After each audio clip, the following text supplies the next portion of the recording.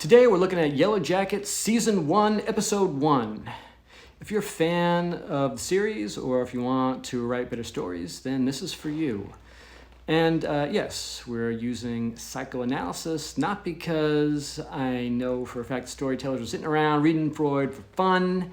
Maybe they were, probably they weren't, and that doesn't matter. What matters is that psychoanalysis gives us useful tools for building believable characters and character arcs. And this episode already uses 3 of them.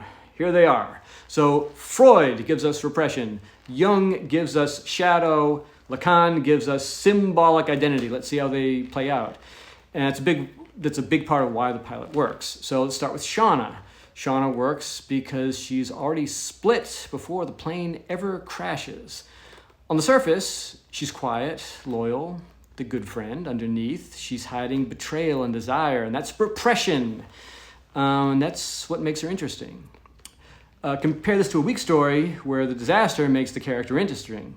A stronger story, the character's interesting before the fracture. This is Freud storytelling. In this case, not therapy, it's technique.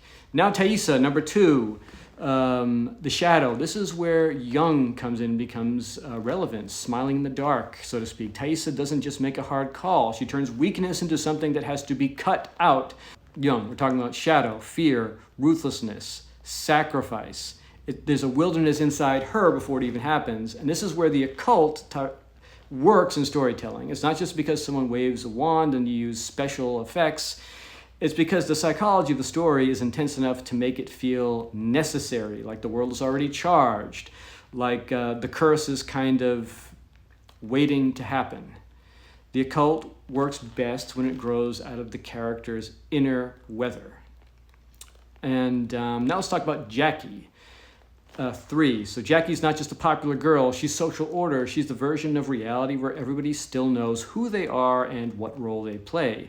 This is where Lacan becomes useful, because Lacan is all about identity as something fragile, something held together by roles, symbols, and the gaze of other people.